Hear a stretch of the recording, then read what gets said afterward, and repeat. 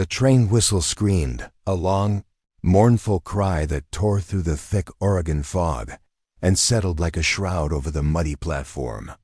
Ilara clutched the worn handle of her solitary carpetbag, the steam from the engine clinging to her threadbare dress, cold and damp as a grave cloth. The last of the passengers had disembarked, their faces a blur of indifference as they melted into the mist-shrouded town of redemption. But no one came for her. Not her promised husband, the man whose letters had been her only warmth for 6 months, and not his sister, who was meant to greet her. The station master, a man with a face like sour milk, had already eyed her with a mixture of pity and suspicion. "He ain't comin', miss," he'd grunted, not unkindly, an hour ago. "Happens more than you'd think. Man gets cold feet, or maybe he never existed at all. Just a cruel joke."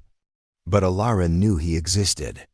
His name was John, and his words had painted a picture of a new life, a home carved from the wilderness, a place where the ghosts of her past couldn't find her. Now the only ghost was the one she was becoming, a spectral figure left behind on a forgotten platform. The fog didn't just obscure the world, it amplified every sound. The creak of a wagon wheel, the distant clang of a blacksmith's hammer, the low murmur of voices from the saloon across the street, each one a reminder of a life she was not a part of. Her stomach, empty since the day before, twisted into a tight, painful knot. The last of her money had paid for the ticket, every cent she'd earned scrubbing floors and mending clothes in a Boston tenement, dreaming of open skies and a love she'd only ever read about. The dream was now a cold, hard lump in her throat. Humiliation burned her cheeks, hotter than any fever. She was a mail-order bride, a commodity, and she had been returned to sender before she was even claimed. The whispers would start soon. She could already feel them, slithering through the fog like snakes. Left behind, unwanted, foolish girl. A shadow detached itself from the swirling gray mist near the water tower. It was tall and broad, moving with a slow, deliberate gait that spoke of weariness and strength in equal measure. As it drew closer, the fog thinned just enough to reveal the silhouette of a man, a cowboy by the set of his hat and the cut of his duster. He wasn't looking at her, not at first. His gaze was fixed on the tracks as if he, too, were waiting for something that would never arrive. But then his head turned, and his eyes, the color of a stormy sky, found hers. There was no pity in them, no judgment. There was only a profound, hollowed-out emptiness that mirrored her own. He saw her, not as a spectacle, not as a problem, but as a fellow soul adrift in the same unforgiving world. He stopped a few feet away, the fog swirling around his worn leather boots. The silence between them was absolute, a vacuum in which the whole world seemed to hold its breath. He didn't speak, just held her gaze, and in that long, unbroken moment, Ilara felt a strange and terrifying shift in the universe. It was the feeling of standing on the edge of a cliff, the choice to fall or to fly hanging in the balance. He finally broke the silence, his voice low and raspy, like stones grinding together. "They ain't comin' for you, are they?" It wasn't a question. It was a statement of fact, a shared acknowledgement of a brutal truth. Ilara could only manage a single desperate shake of her head. A tear she hadn't realized she was holding finally breaking free and tracing a cold path down her cheek. The man's jaw tightened, a muscle flexing in his weathered face. He looked from her to the saloon, where a few leering faces were now pressed against the glass, then back to her, his expression unreadable. He took a step closer, the scent of rain, leather, and wood smoke reaching her. "I'm Silas," he said, his voice a low rumble. "And I've got a ranch that's too quiet and a daughter who needs a mother." He paused, letting the words hang in the cold air, heavy and unbelievable. "Marry me." The words were not a proposal.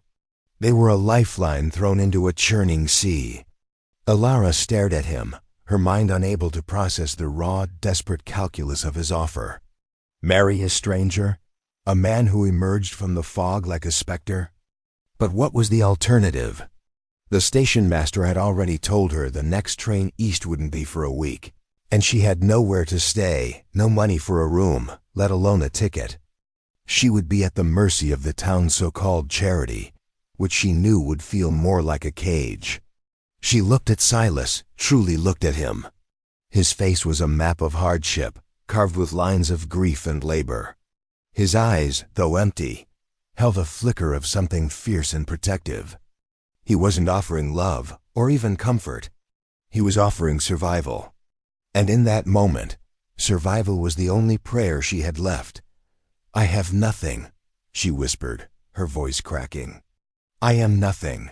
Silas's gaze didn't waver. "Neither do I," he said, and the stark honesty of it struck her with more force than any romantic promise could have. "We can have nothing together." He extended a large, calloused hand. It was not a gesture of tenderness, but of pact. A deal struck between two broken souls on a desolate train platform. With a trembling hand, she placed her own in his. His grip was firm, solid, a tether to a world that had been slipping away. "All right," she breathed, the word a puff of white in the frigid air. And just like that, her life, which had ended an hour ago, began again. The ride to his ranch was a silent, jarring journey in a buckboard wagon that seemed held together by little more than mud and stubbornness. The fog gave way to a relentless drizzling rain that soaked through Ilara's thin dress, chilling her to the bone. Silas's ranch was less a home and more a wound on the landscape. The cabin was small and listing, its wood weathered to a silver gray. The barn sagged in the middle, and the fences were a patchwork of mismatched timber and wire. It was a place that had been starved of hope for a long, long time.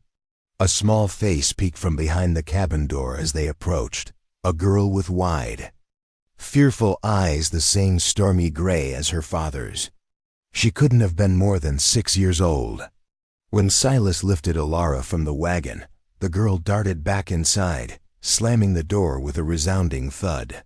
"Her name is Hannah," Silas said, his voice flat. "Her mother, she died birthing her." He didn't elaborate. He didn't need to. The grief was a physical presence, clinging to the very walls of the cabin. The inside was worse than the outside. It was clean, surprisingly so, but stark and bare. A rough-hewn table, 2 chairs, a stone fireplace, and a small cot in the corner, where Hannah was now hiding under a thin blanket, pretending to be invisible. The air was thick with the scent of stale sorrow. This was not a home, it was a shelter. A place to exist, not to live. That first night, Ilara scrubbed the floor on her hands and knees, not because it was dirty, but because the rhythmic, mindless work was the only thing that kept her from shattering. Silas watched her, his face a mask of exhaustion, before taking the bucket and rag from her hands.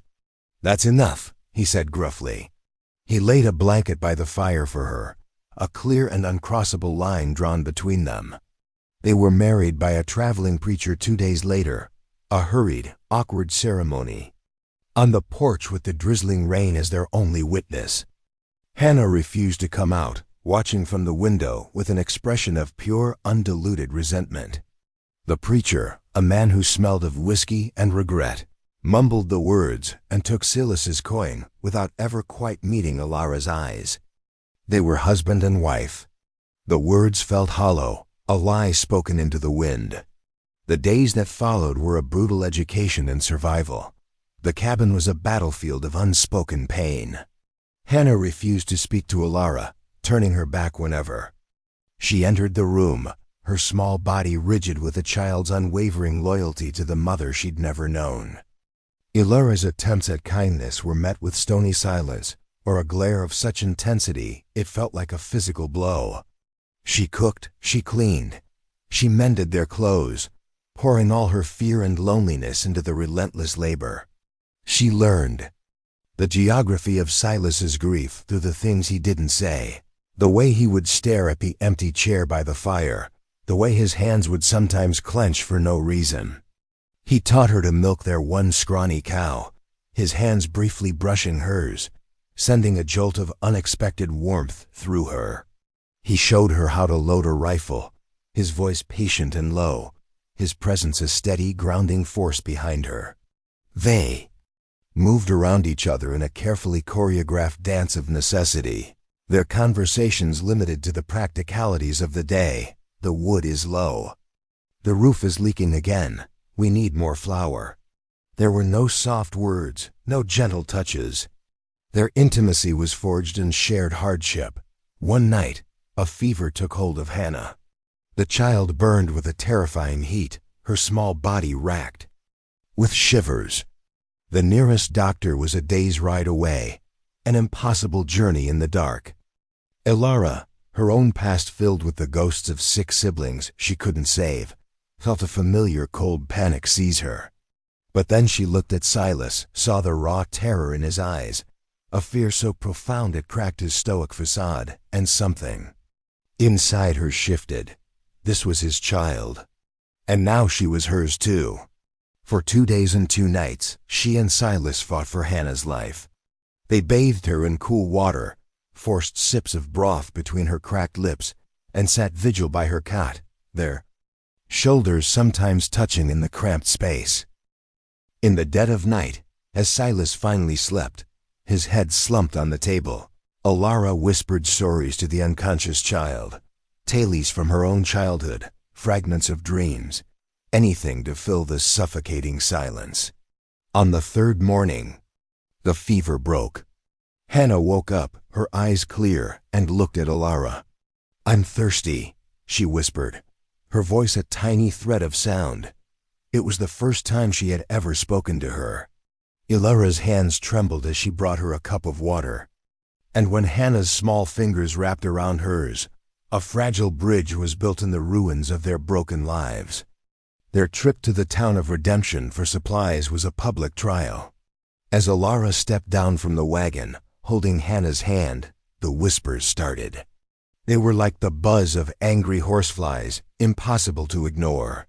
"That's her, a woman," hissed from the porch of the general store. "The one he bought off the train platform." "A barren woman, I hear," another added, her voice dripping with sanctimonious pity. "What good is she to him?" The words were like stones, each one finding its mark.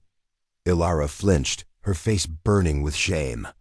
She felt Silas stiffen beside her, his hand moving instinctively towards the pistol on his hip. But before he could speak, Ilara straightened her shoulders, lifted her chin, and met the woman's gaze. "I am Mrs. Silas Miller," she said, her voice clear and steady, though her heart was hammering against her ribs. "And this is my daughter."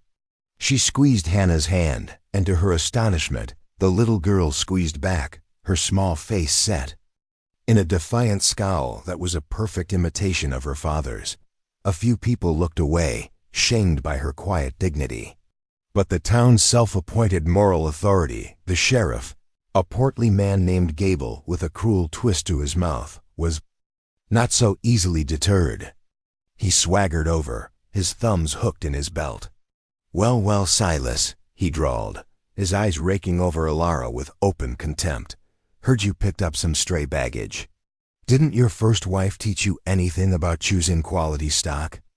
The insult was a lit match tossed into a powder keg. Silas moved so fast he was a blur. One moment he was standing beside her, the next he had the sheriff pinned against the wall of the store, his forearm pressed against the man's throat. "You will not speak of my wife," Silas snarled, his voice a low, lethal growl. "Either of them. Ever again." The sheriff's face turned a mottled purple, his eyes bulging. For a moment, Ilara thought Silas would kill him. The raw violence emanating from him was terrifying, but it was also fiercely, undeniably, for her. He was defending her honor, their fragile makeshift family. Finally, with a grunt of disgust, Silas released him. The sheriff stumbled back, gasping for air, his face a mask of fury and humiliation. "This ain't over, Miller," he wheezed. "You and your whore, you'll regret this." The confrontation solidified their status as outcasts. But it also changed something between them. That night, back in the cabin, the silence was different. It was no longer a wall of grief and awkwardness, but a space filled with a new, unspoken understanding. As Ilara tended to the scrape on Silas's knuckles, her touch gentle, he didn't pull away. He watched her, his stormy eyes searching her face, and for the first time, she saw something other than emptiness in them. She saw a flicker of warmth, a hint of a man she didn't know, a man who had once known how to love. He reached out, his calloused thumb brushing against her cheek, a touch so light it was barely there, yet it sent a fire spreading through her veins. "Thank you," he whispered, the words rough with emotion. "For what?" she asked, her voice barely audible. "For not running." Slowly, tentatively, they began to build a life. They repaired the barn together, their hands often brushing as they passed. Tools. He taught her to ride, his arm a steady presence around her waist. She planted a small garden, coaxing life from the stubborn soil, and the first green shoots felt like a miracle. Hannah, now her constant shadow, began to smile, her laughter a sound so precious it felt like sunlight breaking through the clouds. The cabin began to feel less like a shelter and more like a home. Ilara filled it with small touches, wildflowers in a jar, curtains made from old flour sacks, the smell of baking bread. One evening, as they sat by the fire, Hannah asleep on her cot, Silas spoke of his first wife, Sarah. He spoke of her laughter, her kindness, her dream of filling the ranch with children. He spoke of the guilt that had consumed him, the feeling that he had failed her. Ilara listened, her heart aching for his pain, and when he was done, she told him of her own past, of the family she had lost to sickness and poverty, of the loneliness that had been her only companion. They laid their ghosts to rest that night, sharing their broken pieces until they started to fit together. But the world was not content to leave them in peace. A letter arrived, delivered by a grim-faced man on a tired horse. It was from a lawyer in Boston. Ilara's husband, John, had not abandoned her. He had died of cholera just days before she was set to arrive. And his family, a wealthy, influential clan, had just learned of her existence. They saw her not as a grieving widow, but as a threat, an opportunist who might lay claim to their inheritance. The letter was a formal demand. A court in redemption would decide the matter of her fraudulent marriage to Silas and, most cruelly, the custody of Hannah. They claimed Silas was an unfit father, a violent recluse who had coerced a vulnerable woman into a sham marriage. The architect of this cruelty, they learned, was Sheriff Gable, who had written to John's family, painting a lurid picture of their life, seeking both revenge and favor with the wealthy Easterners. The trial was a public crucifixion. The courtroom was packed, the air thick with morbid curiosity and judgment. John's brother, a cold, sneering man in a fine suit, sat with his lawyer, looking at Ilara as if she were something he'd scraped off his boot. Sheriff Gable took the stand, his testimony a web of lies and half-truths, portraying Silas as a monster and Ilara as a conniving whore. He bought her plain and simple, Gable spat, pointing a fat finger at them. A desperate man and a desperate woman. What kind of home is that for a child? The townspeople murmured, their faces a sea of condemnation. Ilara felt the fragile world she had built crumbling around her. They would take Hannah. They would tear their family apart. She looked at Silas, expecting to see defeat in his eyes. Instead, she saw a blazing fire. When it was his turn to speak, Silas stood, his presence filling the small courtroom. He didn't address the judge or the lawyer. He spoke to the people of redemption, the ones who had watched him suffer in silence for 6 years. "You all knew Sarah," he began, his voice low and steady. "You knew her goodness. And you watched me die with her. You watched me shut myself away, a ghost on my own land. I was a broken man, and I would have stayed that way. He turned his gaze to Alara, and the love in his eyes was so powerful, so raw, it silenced the entire room. "This woman," he said, his voice thick with an emotion he no longer tried to hide, walked into that emptiness. "She scrubbed the sorrow from my floors. She planted a garden where there was only dust. She didn't just save me, she brought me back to life. You call our marriage a sham? Our marriage was the most honest thing that has ever happened in this town. It was a promise made between two people who had nothing left but a sliver of hope. And that hope ... hope is my daughter." He looked at Hannah, who sat between them, her small hands clutching both of theirs. "You want to take my daughter? You will have to kill me first." A hush fell over the courtroom. The power of his words, the undeniable truth in them, hung in the air. Then, a voice cut through the silence. It was Martha, the blacksmith's wife, a woman who had always given Alara a wide berth. "He's right," she said, standing up, her face resolute. "We watched him grieve, we did nothing. She pointed at Alara, did everything." Another man stood, then another. A murmur of agreement swelled through the room, a tide of community.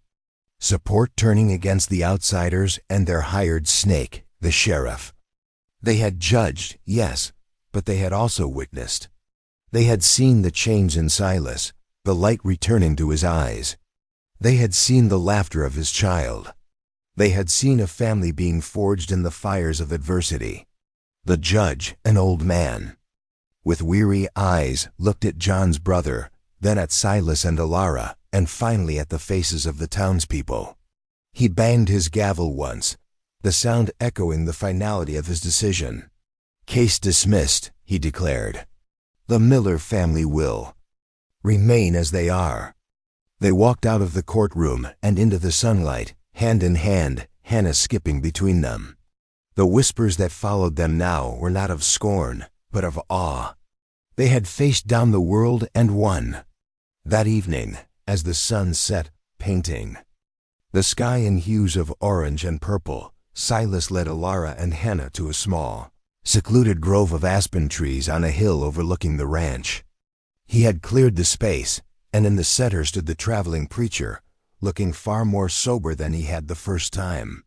"I married you out of necessity," Silas said, turning to Alara, his stormy eyes soft with a love that was as vast and wild as the land around them. "Now, I want to marry you out of choice. I want to give you the wedding you deserve, with the sky as our church and our daughter as our witness." Tears streamed down Alara's face as he slipped a simple, hand-carved wooden ring onto her finger. It was more beautiful than any diamond. They said their vows again, not as strangers striking a bargain, but as two halves of a whole, their words a sacred promise whispered to the wind. The home they returned to was no longer a shelter, but a sanctuary. It was filled with the echoes of their struggle, the warmth of their fire, and the boundless love of a family formed not by blood, but by the stubborn, beautiful, and unbreakable choice to heal. They were the broken ones, the outcasts, the whispers on the wind. But as they stood on their porch, watching the stars ignite in the vast dark sky, a child's hand in each of theirs, they were whole. They were home. And they knew, with a certainty that settled deep in their bones, that the most profound love stories are not written in the stars, but are carved, piece by painful piece, out of the dust of a broken world.